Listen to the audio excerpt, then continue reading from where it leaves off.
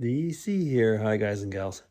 Hey, I hope you're all well. It is Monday, and Monday, as very often is, going to be the day I do a few tags. So I have the tags from Jasmine and Dave Nicholson, and we'll start with Jasmine's tag. So, hi, Jasmine. Hope you're well. And today is Jasmine's Monday 5 question tag. Okay, question 1. How did you get into your hobby? Oh, which one? Um, let's take the photography hobby. Um, for me, when I was a young teenager, I had the chance in a store to buy Russian uh, Russian 35 millimeter, not a gun, no, a camera. It was called a Zenith. Mine was a Zenith B, if I remember correctly. I might even actually have it over there somewhere. I made a video once showing it. And it was all manual. And I mean manual, manual, manual. I had to have a light meter and everything. And it just took forever to take a picture. I mean, you had to kind of guess if you wanted to hurry up. But it was pretty good. Of course, it was a film. I mean, this is way before digital. And I liked it. I just didn't like the time it took to do things, you know. I had two lenses, and a friend over here in Europe at one point when I was back in Europe, not back when I moved to Europe, a friend of mine he made lenses and made me one. And from that, I moved on to other type of cameras, which now I mean I have several cameras and many lenses. And I like a lot photography, but I also like taking older pictures and restoring them, stuff like that. And embedded in the photography hobby is making videos like this one. There was a while when we used to make a lot of video editing when we were doing more than vlogs on YouTube.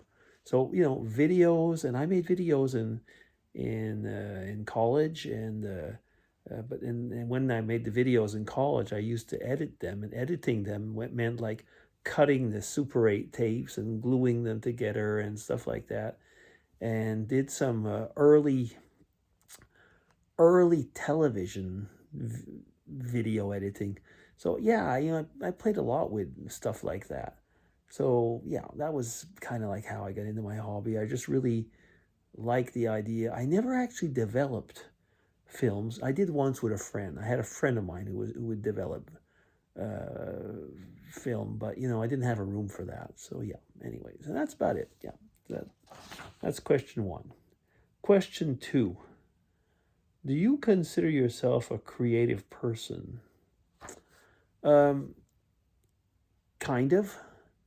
I mean, I got a very good imagination. I mean, I have made like several comic books.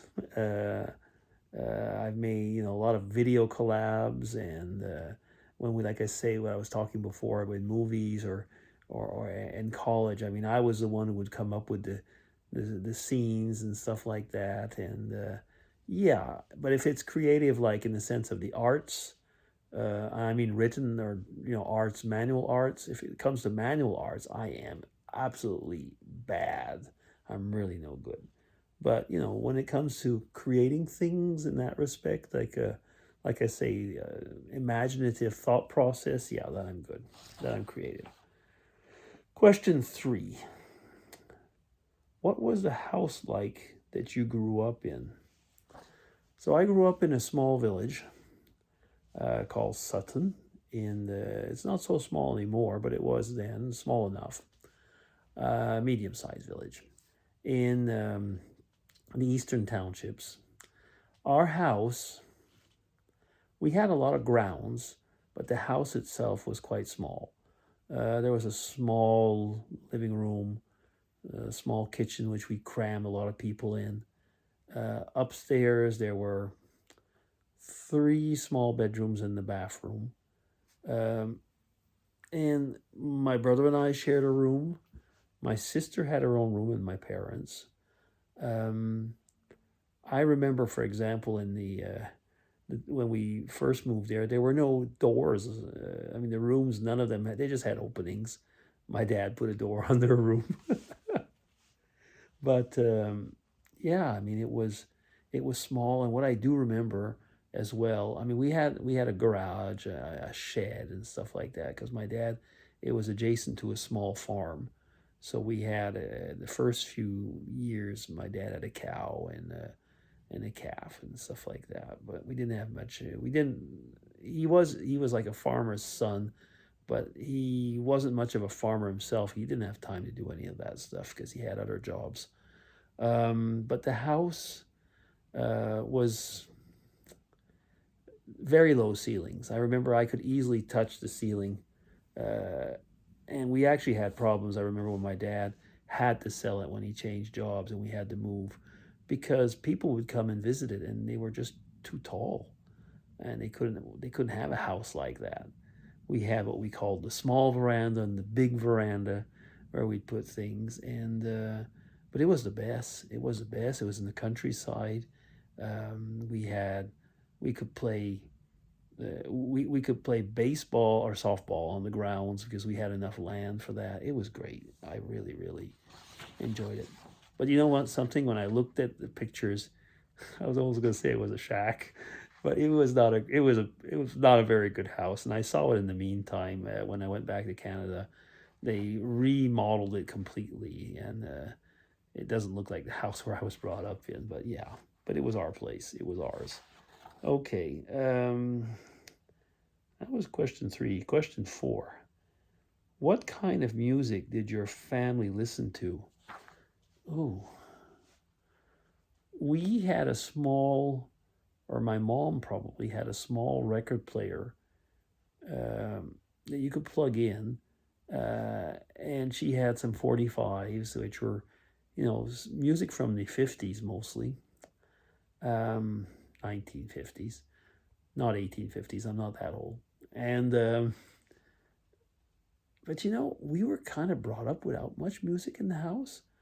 The music that we had would be what one listened to on television or on the radio. Um, we were in that respect like my dad didn't never really listen much to music, um, and so when I was a teenager, or what, I was very ignorant, and I'm still quite ignorant from music that I have not. I mean, I've known, become to know music a bit, but like I would go to school and people would talk about bands and stuff like that, and I didn't know much about because we really didn't have much music at home. Myself, I I kind of liked rock and roll. I say kind of because that was what my friends liked. I like country, um, but if you've lived in Quebec, you know that there is country, which is the American country style, and there was like the Quebec style Western, which is yucky, yucky, yucky, yucky. But anyway, I didn't like that. But yeah, and rock and roll, and Simon and Garfunkel and stuff like that. But we were really not very. We didn't have much music. Like I say, there was the radio, and I had a tape player, and I'd record stuff off the radio onto my cassette tapes. Shows you what age I was. Yeah. Okay, that's kind of answering the question. Question 5 and last. Oh, that's completely different. Do you believe? I guess it must be. Do you believe in life on other planets? You know, there certainly is potential for life on other planets.